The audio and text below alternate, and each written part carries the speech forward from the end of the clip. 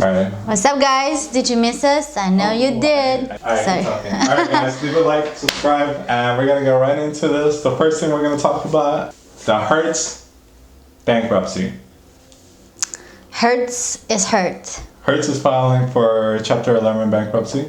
Yeah, well, they're gonna keep European operations because I think they have a lot of business in Europe in general. I think Chapter 11 just means like management and everything is just all gonna like come together and talk about stuff, and then they'll see like what gets to be open, what stays closed, whatever. Yeah.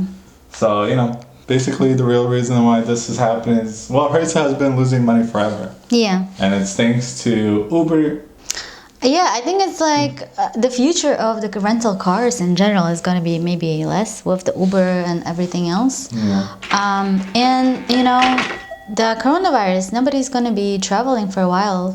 Maybe it's better for them so they don't have to. TSA reports that domestic flights are down 94%. 4%? 94%. 94%. I was like 4%. Yeah. 94 sounds about right. And that affects car rentals. Mm-hmm. Privately owned enterprises are also hurting. Yeah. And car sales in general. Even if Hertz wanted to liquidate some of that, those cars, they kind of can't because the auto industry is also not doing too well. Auto sales plunge. Yeah, auto sales are plunging, guys. So that's the second thing we're going to talk about. Auto sales, Maybe it's a good time to buy a car then. If you really wanted it, maybe it is a good time. If you have a job and if you have money saved, then it's a good time to buy. And interest rates are low, so yeah, pretty good reason to also, pay for your car like monthly. It's good. It's out there. It's out there, guys. Just saying. Yeah, and also Tesla is are a little cheaper now, right? Yeah, cuts prices by up to $5,000.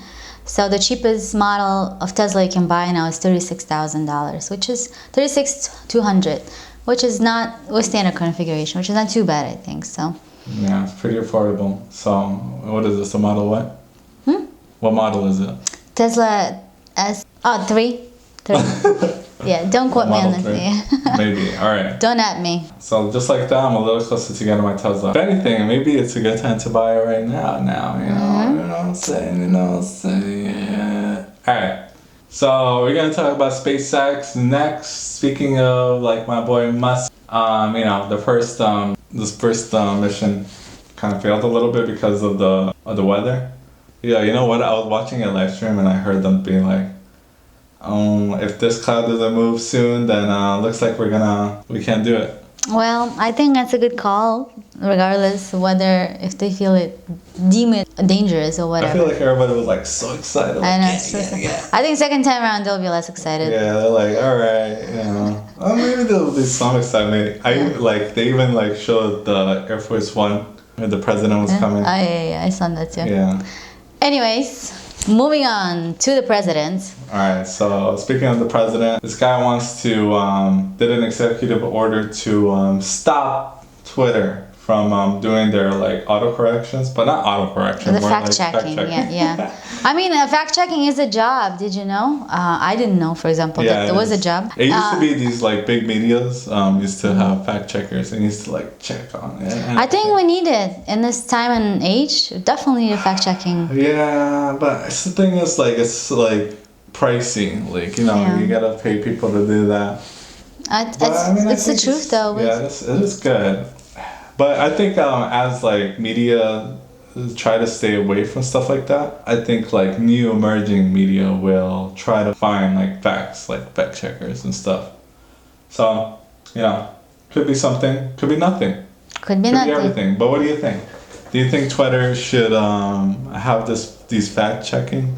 I think definitely it is going. I think it'll be an AI, that. and it's gonna be if somebody says hey, the sky is red, and then Twitter is gonna be well, if you look at these other sources, it's gonna tell you it might be blue, or something like that. I think we definitely need that because some people do not bother to check something twice, so they would believe something, especially in radical groups. They can say something that ignite that crazy fear or anger. So yeah. Okay, so what if I tell you this? What if I tell you, what if as MSNBC is like, oh, if you wear a mask, it doesn't protect you against COVID. Well, I would definitely And ask for then it's another gonna be like, sources. actually no. If MSNBC says it does protect you against COVID if you wear a face mask, but the CDC, a couple of months ago was like, it doesn't help at all. And then Twitter suggests you like, hey, according to the CDC, wearing a mask doesn't help. So MSNBC is wrong. So then what? I don't know. You just have to check as many sources. I don't know. Like, I don't ask me about this. You have to check many sources, I guess, of information, and Any sources? I make sure you do research or somebody else does research. I think it's a good idea. It could be. I mean, it depends how they implement it. Yeah. With Twitter. I don't know. I mean, I feel like if you're on Twitter looking for real information, you're kind of in the wrong site a little bit. So, anyways. We'll see. We'll see how that goes. Next thing we're going to talk about is Hong Kong changes forever. Forever. China is enforcing their laws in there. So, it's kind of not the same anymore, basically, right? Yeah, it's going to be very different. And, I don't know. For Hong Kong, I feel bad for Hong Kong, yes. I wanted to go hang out in Hong Kong, guys. Now it looks like I won't be able to. In the old Hong Kong, probably, but still. Yeah. In the new one, yeah. In the new Hong Kong where everybody's bored and sad. But I'll be there. Maybe. We'll see. Hopefully nothing really changes. Hopefully Hong Kong can fight through this in a peaceful way. And, I guess we'll just see what happens. Hopefully nothing too crazy and hopefully things go back to normal. Anyway, that's all, guys. Leave a like, subscribe, and we'll catch you in the next one. Peace.